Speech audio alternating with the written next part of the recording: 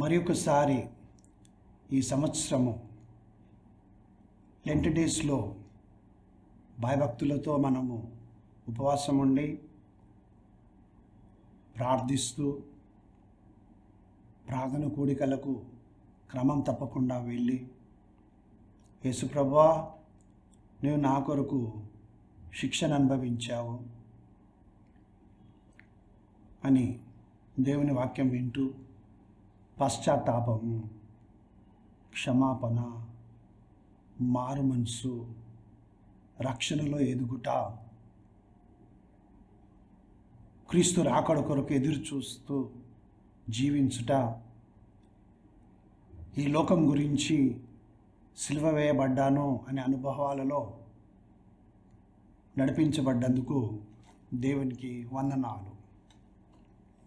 శుభ శుక్రవారము, good Friday. యేసుక్రీస్తు ప్రభు సిలువ మీద పలికినటువంటి 7 మాటలు చాలా భక్తి శ్రద్ధలతో ధ్యానిస్తున్నాం. సంవత్సరం తర్వాత సంవత్సరం 7 మాటలు మళ్ళీ మళ్ళీ మళ్ళీ ఆయన పలికినట్లుగా మనము ధ్యానిస్తూనే ఉన్నాం. దేవుని ప్రియమైన ప్రజలారా, ఎంతకాలం? అదేంటండి, యేసుప్రభు మాట్లాడిన మాటలు ఇంకెంతకాలం వింటావని అంటారేంటి? అయ్యో తప్పండి, అలా అనకూడదు. నిజమే, ఆయనే మాట్లాడాడు కదా, సిలువ వేయబడింది ఆయనే కాబట్టి ఆయన మాట్లాడాడు. పరిశుద్ధాత్మ దేవుడు ఈ దినమున మనందరితో మాట్లాడను గాక. ప్రార్థనలో ఏకీభవిస్తారా? తండ్రి, నీ అనాది సంకల్పము చొప్పున మానవుని యొక్క రక్షణ కొరకై నీ ప్రియకుమారుణ్ణి ఈ లోకంలోనికి నరావతారిగా జన్మింపజేసి దేవుని రాజ్యము సమీపించున్నది, మారుమనసు పొందుడి అని సువార్తను ప్రకటిస్తూ ఆయన ఈ లోకంలో తన పరిచర్యను ప్రారంభించి లోకమునకు నిన్ను నీ మాటలను చూపించినప్పుడు తండ్రి వారు లక్ష్య పెట్టక నీ కుమారుని పట్టుకొని అనేక శ్రమలు పెట్టి ఆయనను సిలువకు కొట్టి చంపారని మేము ఈ దినమున అనేక స్థలంలో ప్రపంచంలో ధ్యానిస్తూ ఉంటున్నాం. నీవు మాట్లాడు ప్రభా, సత్యమందు నన్ను ప్రతిష్ఠించు. ఇదిగో ఈ వాక్యం వినుచున్నటువంటి ఈ నీ ప్రియ ప్రజలను ప్రతిష్ఠించు. నీ వాక్యమే సత్యం. నా మాటలు కాదు, నా కథలు కాదు, నా అనుభవాలు కాదు, నీ చిత్తానుసారంగా నీవు జరిగించినటువంటి వాటినే చేయుటకు కృప చూపి ఆశీర్వదించుమని, అర్థం చేసుకునే హృదయాన్ని ప్రతి ఒక్కరికి ఇమ్మని, వినిన వాక్య ప్రకారం చేయుటకు ప్రతి ఒక్కరిని బలపరిచి నడిపించుమని యేసుక్రీస్తు ప్రభు నామమున ప్రార్థించి వేడుకొనుచున్నాను తండ్రి, ఆమేన్. దేవుని ప్రియమైన ప్రజలారా, అపోస్తుడైన పౌలు కొరింథీలకు రాసిన మొదటి పత్రిక 1వ అధ్యాయము 18వ వచనంలో బైబిల్ గ్రంథంలో ఈ విధంగా వ్రాయబడి ఉన్నది. సిలువను గూర్చిన వార్త నశించుచున్న వారికి వెరితనము గాని రక్షింపబడుచున్న మనకు దేవుని శక్తి. రక్షింపబడ్డావా? కంప్లీట్ అయిపోయిందా రక్షణ కార్యం నీ జీవితంలో, నా జీవితంలో? రక్షింపబడుచున్నామా? జాగ్రత్తగా ఆలోచించండి. పరిశుద్ధాత్మ దేవుడు నీతో, నాతో, మనందరితో మాట్లాడును గాక. రక్షింపబడుచున్న మనకు అంటే సంవత్సరం జరుగుతూ ఉంటే రక్షణలో మనం ఎదుగుతూ ఉండాలి. క్రీస్తు ప్రభువునకు ఇంకా సమీపంగా వెళ్ళాలి. ఆయనను గూర్చిన జ్ఞానము మనము కలిగి ఉండాలి. 50 సంవత్సరాల నుంచి నేను గుడికి వెళ్తూ ఉన్నాను, 50 సంవత్సరాలు 60 సంవత్సరాల నుంచి నేను దేవుని సేవలో ఉన్నాను, 70 సంవత్సరాల నుంచి నేను ఈ సంఘములో అలా ఉన్నాను, ఇలా ఉన్నాను. పరలోక రాజ్యం చేరుకోలేము ఆ విధంగా అనుకుంటే. క్రీస్తును గూర్చిన జ్ఞానం అనే ఐశ్వర్యం మనం కలిగి ఉండాలి. ఆయన కృప ఏమిటో అందులో మనము వర్ధిల్లుచు ఉండాలి. సిలువను గూర్చినటువంటి వార్త ఏమై ఉన్నది? What is the message of the cross? Calvary కొండపై 3 సిలువలను చూస్తాం మనం. ఎన్ని సిలువలండి? ఇదేం ప్రశ్న అండి మీరు అడిగేది అని నన్ను అనొచ్చు మీరు. ఎన్ని సిలువలు?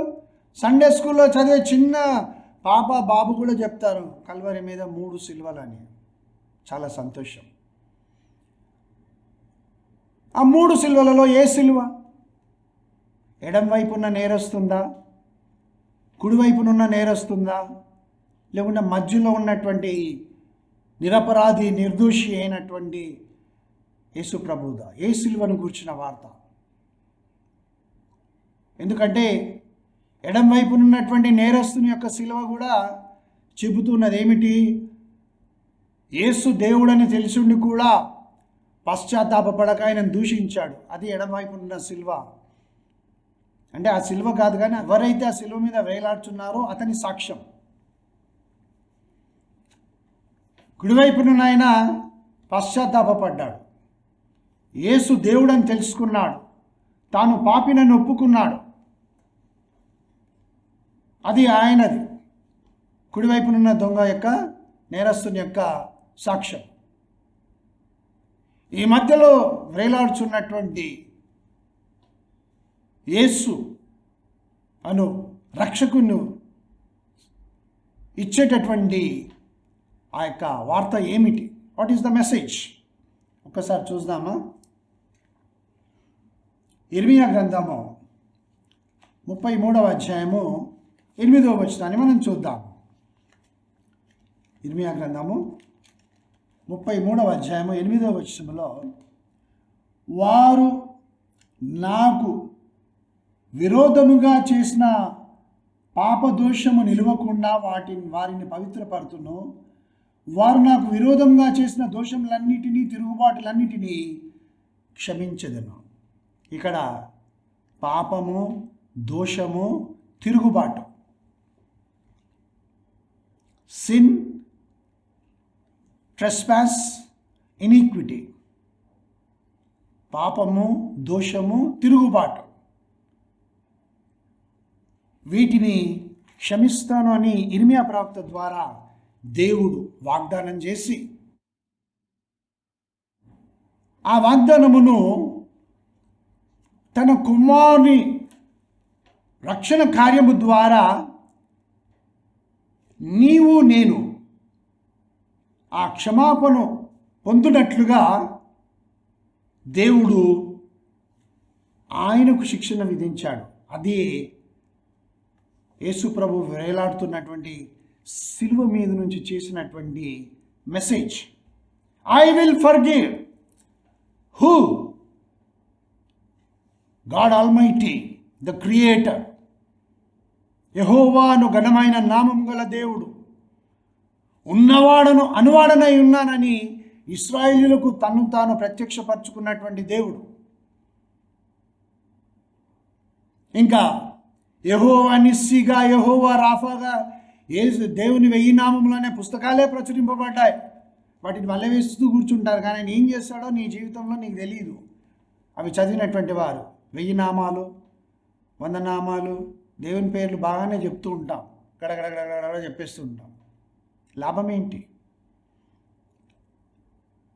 ఆయన చేసిన రక్షణ కార్యం ఏమిటి అని అంటే, పాపములను, దోషములను అపరాధములను క్షమిస్తానని యెర్మీయా 33:8 వాగ్దానం చేసిన దేవుడు కల్వరి కొండపై తన కుమారుడు చేసిన రక్షణ కార్యము ద్వారా మన జీవితాలలో వాటిని ఆయన నెరవేరుస్తూ ఉన్నాడు. పాపములు, దోషములు, అపరాధములు ఒకటే కదండి. మీరేమో వేరువేరని చెప్తారు. వాక్యం బాగా చదవండి. పాపము, దోషము, తిరుగుబాటు, సిన్, ఇనిక్విటీ, ట్రెస్పాస్, 3. ఏమిటది?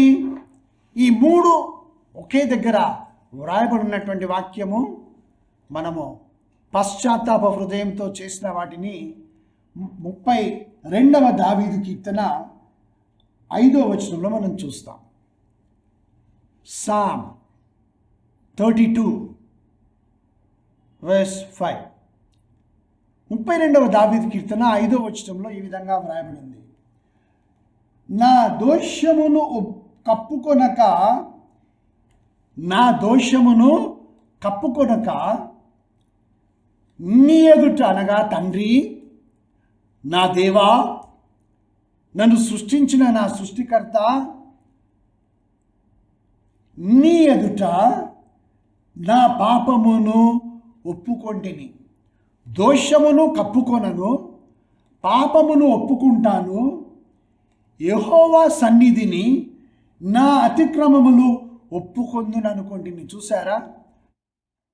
దోషములు, పాపము, అతిక్రమములు, వీటన్నిటినీ నేను కప్పుకొనక ఒప్పుకుంటానంటూ ఉన్నాడు. What does it mean?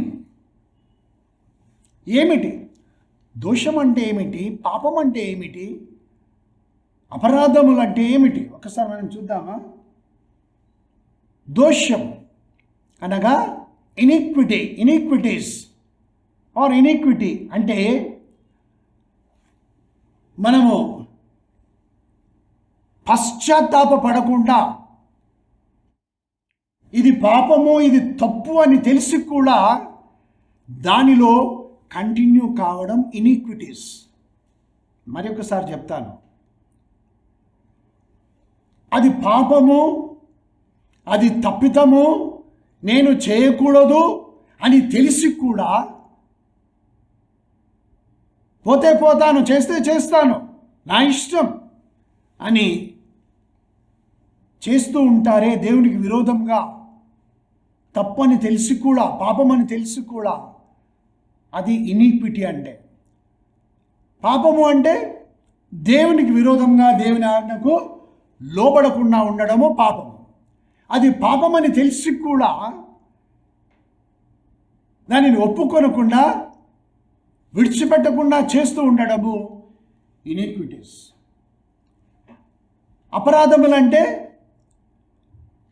ఏదైతే ఇది చేయకూడదని చెప్పాడో దానిని దాటి వెళ్ళడం. ట్రెస్పాస్ అని అంటే ఏదైతే చేయకూడదని చెప్పాడో దానిని దాటి, లిమిట్ దాటి వెళ్ళిపోవడం అన్నమాట. లైన్ దాటి వెళ్ళిపోవడం, అది ట్రెస్పాస్.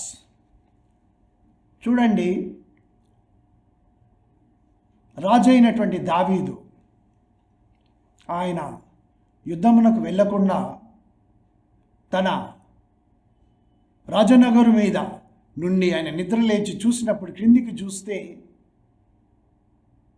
అక్కడ చాలా సౌందర్యవతి అయినటువంటి స్త్రీ స్నానం చేయడము దావీదు రాజు చూశాడు. అది పాపం.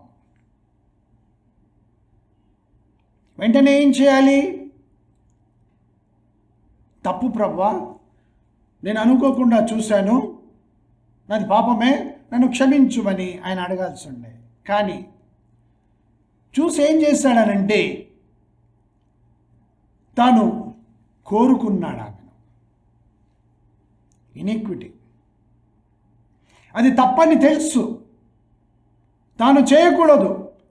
పరాయి వాని భార్య వైపునకు, పరాయి స్త్రీని ఆశపడకూడదు అని బోధిస్తూ ఉన్నా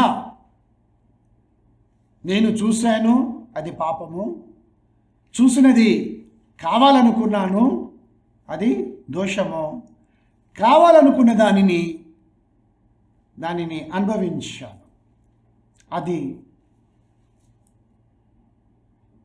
గీత దాటడమే, ట్రెస్పాస్. Sin, iniquity, trespass.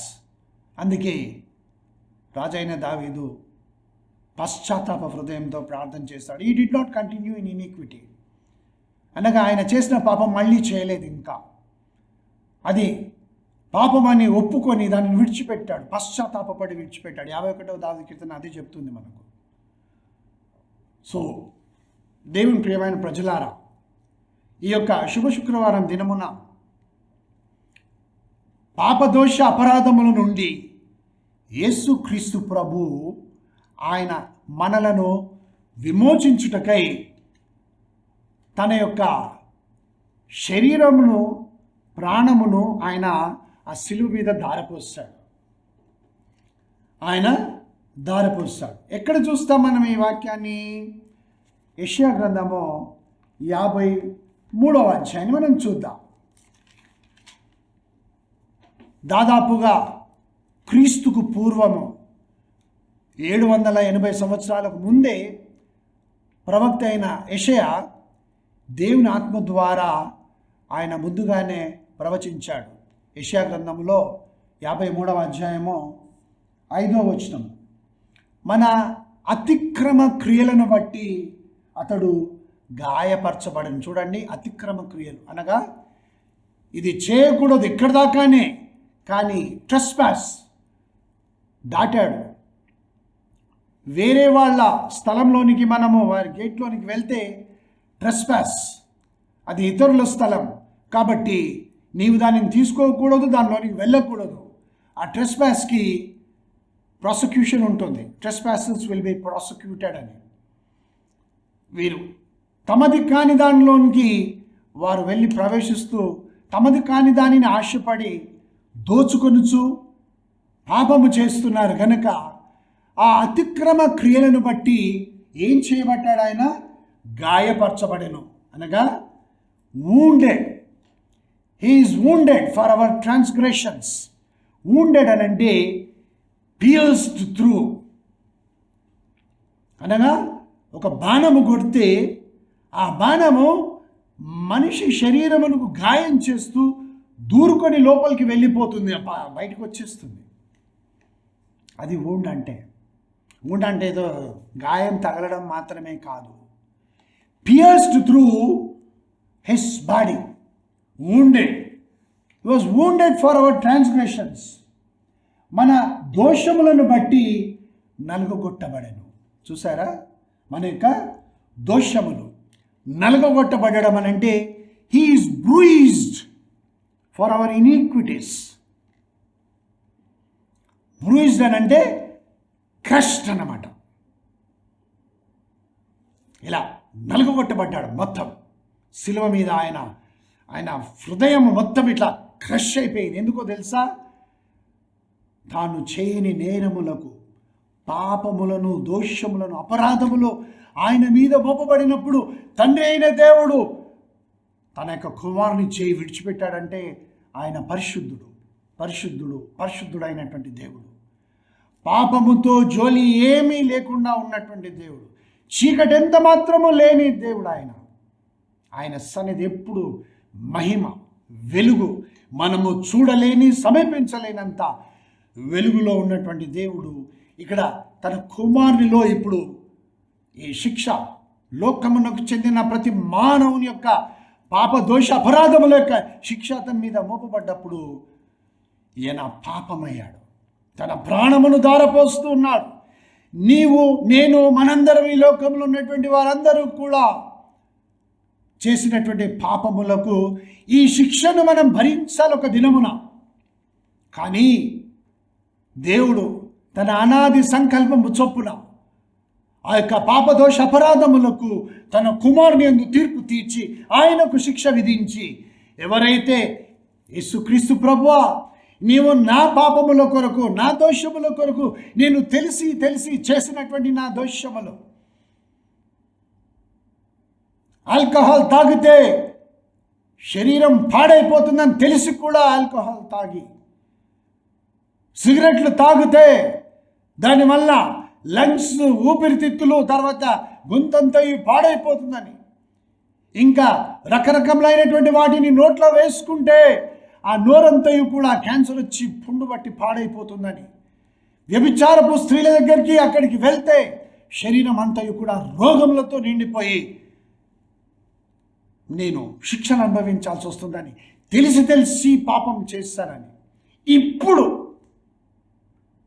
ఈ గుడ్ ఫ్రైడే దినమున నాయనా ఫర్గివ్ మై ఇనిక్విటీస్, నా దోషములను క్షమించు, తెలిసి చేశాను, నేను తెలిసి చేస్తున్నాను, I'm continuing in my sin అని చెప్పి ఎవరైతే ఈ సమయంలో పశ్చాత్తాపడతారో ఇప్పుడే క్షమాపణ నీకు కలగజేస్తున్నాడు పరలోకమందున్న దేవుడు, క్రీస్తు యేసునందు మనకు తండ్రి అయినటువంటి దేవుడు. ఇంకా నీవు అపరాధమునకు అపరాధములు, దోషమునకు దోషము, పాపమునకు పాపం సమకూర్చుకొనుచు ఉంటే దేవుడి దినమున ఇలా పిలుస్తున్నాడు.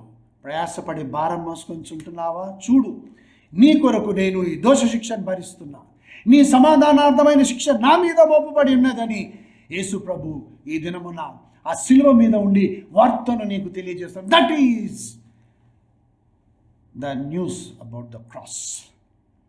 శిలువను కూర్చున్న వార్త అదే.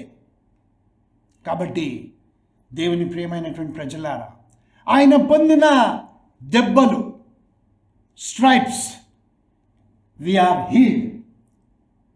అతడు పొందిన దెబ్బల చేత మనకు స్వస్థత కలుగుచున్నది.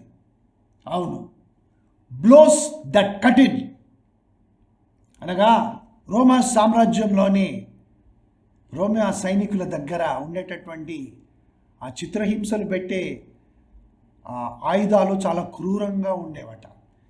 ప్యాషన్ ఆఫ్ క్రైస్ట్లో మనం చూసి ఉంటాం, మీరు కూడా చూసి ఉంటారు. రకరకాలైనటువంటి ఆయుధాలు ఉన్నాయి.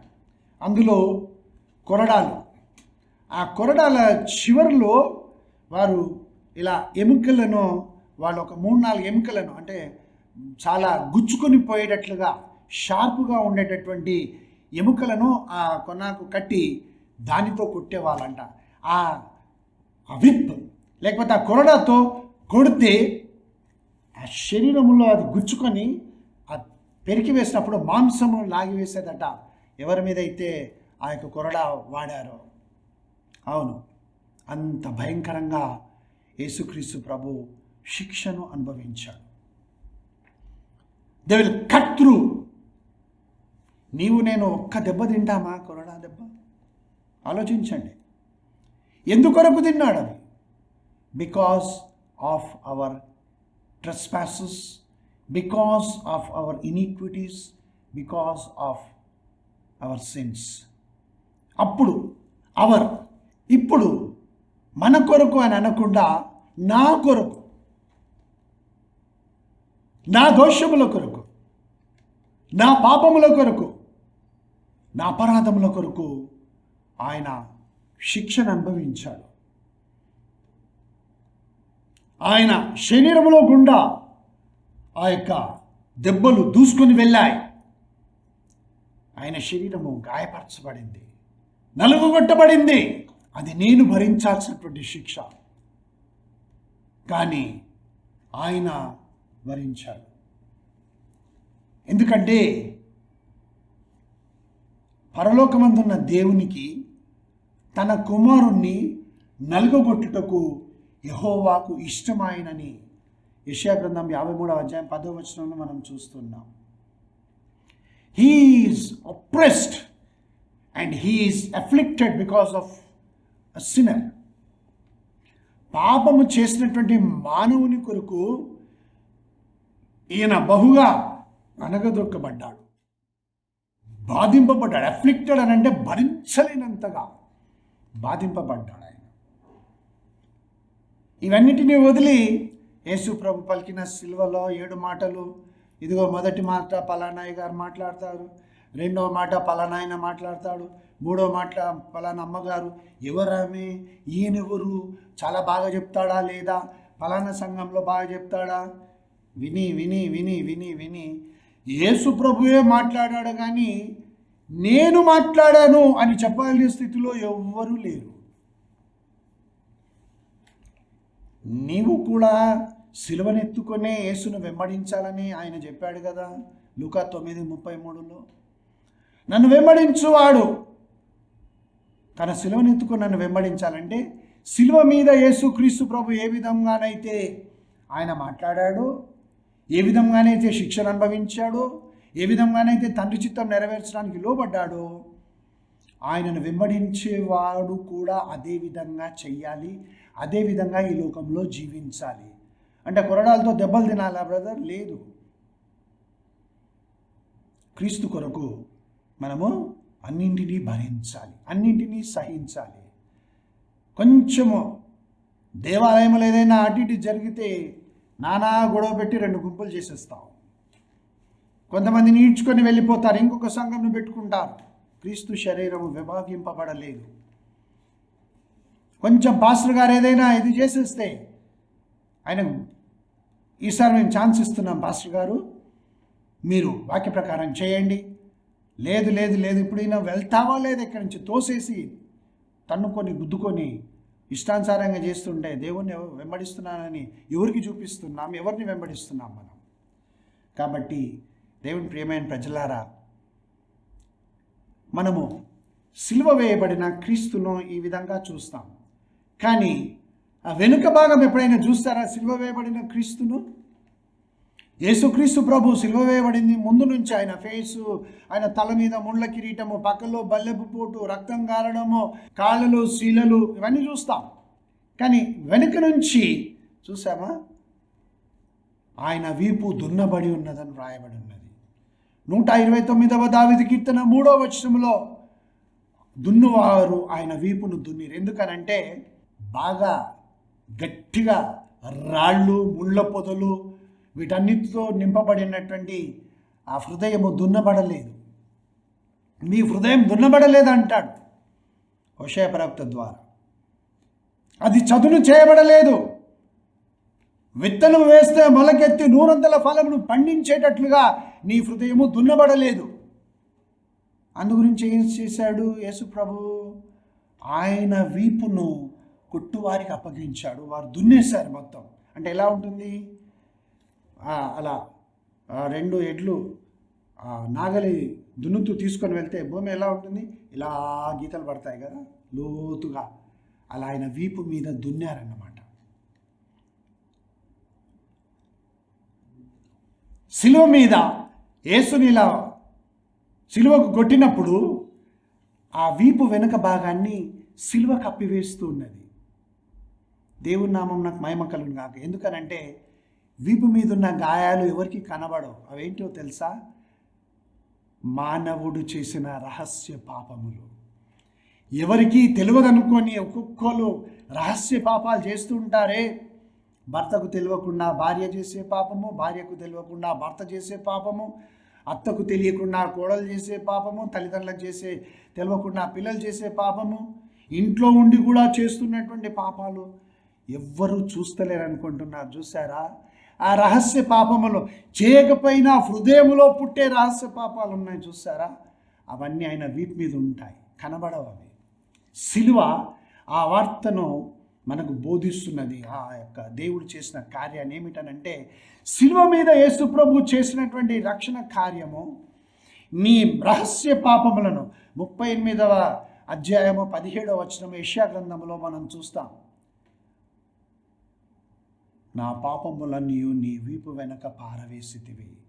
రహస్య పాపములన్నీ ఆయన వీపు వెనుక వేసుకున్నాడు. కాబట్టి ఎవరికి కనబడవు, దేవుడు కూడా వాటిని జ్ఞాపకం చేసుకున్నాడు. ఇంకా అది సిలువను గూర్చినటువంటి వార్త. నీ రహస్య పాపములను, దున్నబడని నీ హృదయము యొక్క స్థితిని ఆయన కప్పివేస్తూ ఉన్నాడు. అది కాబట్టి 7 మాటలు యేసు ప్రభు పలికాడు పలికాడు పలికాడు. అయిపోయింది గుడ్ ఫ్రైడే. రేపటి దినమున సైలెంట్ సాటర్డే, ఎల్లుండి క్రీస్తు నేడు లేచెను, హల్లెలూయా. హృదయంలో ఆ పాపాలన్నీ అట్లనే ఉంటాయి, ఆ దోషాలన్నీ అట్లనే ఉంటాయి, అపరాధాలన్నీ అట్లనే ఉంటాయి. గుడ్ ఫ్రైడే రోజు అన్నీ విని యేసు పలికాడని చెప్తున్నావు, కానీ నీవు నేను పలకగలిగే స్థితిలో లేము. కాబట్టి మళ్ళీ దేవుని సన్నిధానానికి వెళ్ళి తెల్లని వస్త్రాలు వేసుకొని, తెల్లని అలంకారం అంతా తెల్లగానే ఉంటుంది కదా, మంచి లైట్స్ వెలుగులో పునరుత్థానుడయ్యాడు. చచ్చినవాడు చచ్చినట్లుగానే ఉంటాడు పాపములో మానవుడు, కానీ పునరుత్థానుడయ్యాడు. ఎక్కడుందా పునరుత్థానం? ఎవరు చూస్తున్నారా పునరుత్థానం?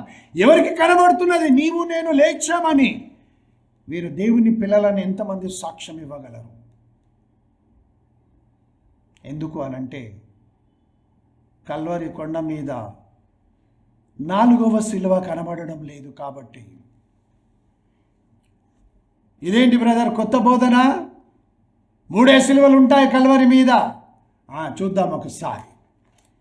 గలతీయులకు రాసినటువంటి పత్రిక 2వ అధ్యాయము 20వ వచనంలో బైబిల్ గ్రంథంలో ఈ విధంగా వ్రాయబడింది.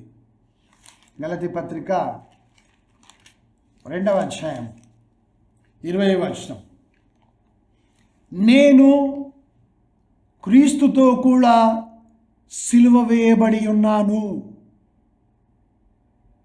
నేను క్రీస్తుతో కూడా సిలువ వేయబడి ఉన్నాను. మానవుడు విశ్వాసి దినమున చూసేది ఏమిటంటే, సిలువ మీదున్న యేసు ప్రభు, ఎడమ వైపున నేరస్తుడు, కుడి వైపున నేరస్తుడు, అంతే. 4వ సిలువ ఎవరిది కనబడడం లేదు అక్కడ. ఎందుకంటే సిలువ వేయబడిన అనుభవంలో ఎంతమంది జీవిస్తూ ఉన్నారు? నేను క్రీస్తుతో కూడా సిలువ వేయబడి ఉన్నాను, ఇకను జీవించువాడను నేను కాను, క్రీస్తే నా యందు జీవించుచున్నాడు. నేను ఇప్పుడు శరీరమందు జీవించుచున్న జీవితము నన్ను ప్రేమించి నా కొరకు తన్ను తాను అప్పగించుకొనిన దేవుని కుమారుని యందలి విశ్వాసము వలన జీవించుచున్నాను. ఇది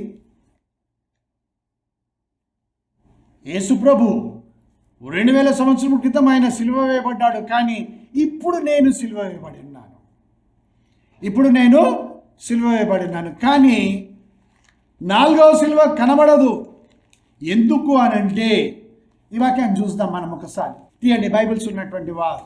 హెబ్రీ పత్రిక 6వ అధ్యాయము 5-6 వచనాలు ఒకే దగ్గర రాయబడి ఉన్నాయి. దేవుని దివ్య వాక్యమును రాబో యుగ సంబంధమైన శక్తుల ప్రభావం అనుభవించిన తర్వాత తప్పిపోయిన వారు, అన్నీ తెలుసు, అపరాధం అంటే ఏమిటో తెలుసు, పాపం అంటే ఏమిటో తెలుసు, తర్వాత ట్రెస్పాస్ దోషములు అంటే ఏమిటో అన్నీ తెలుసు, తెలిసి కూడా తప్పిపోతూ ఉన్నారు. ఎందుకనంటే దేవుడు చెప్పినట్లుగా వారు చేయడం లేదు, దేవుని ఆజ్ఞకు లోబడడం లేదు, దేవుని చిత్తానుసారంగా నడుచుకోవడం లేదు, ఆయన ఏం చెప్పాడో దానిని తెలుసుకొని దానిని చేయడం లేదు. ప్రాఫెట్ అనేటటువంటి మాటకు గ్రీకులో ఉన్నటువంటి అర్థం ఏమిటనంటే, దేవుని చిత్తమును పరిశోధించేవాడు, దానిని ప్రకటించేవాడే ప్రాఫెట్. దేవుని చిత్తం ఏమిటో తెలుసుకొని చెప్పేవాడే ప్రాఫెట్. ఈ దినంలో ఎవరు తెలుసుకొంటున్నారు? తమకి ఇష్టం వచ్చినట్లుగా ప్రవర్తిస్తున్నారు, తమకి ఇష్టం వచ్చినట్లుగా ప్రవచిస్తున్నారు, తమకి ఇష్టం వచ్చినట్లుగా ప్రాఫెసీస్ చెప్తూ ఉన్నారు. తప్పిపోయిన వారు తమ విషయములో దేవుని కుమారుని మరలా సిలువ వేయచ్చు.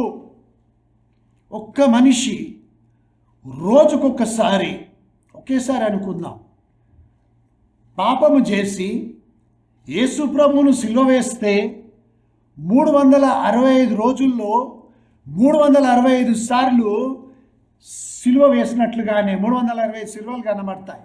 అట్లా ఈ ప్రపంచంలో ఉన్న వారందరూ కూడా ఒక్కొక్కరు ఒక్కొక్క దినము ఒక్కొక్క సిలువ వేస్తే ఎన్ని సిలువలు కనబడతాయి ఈ లోకంలో?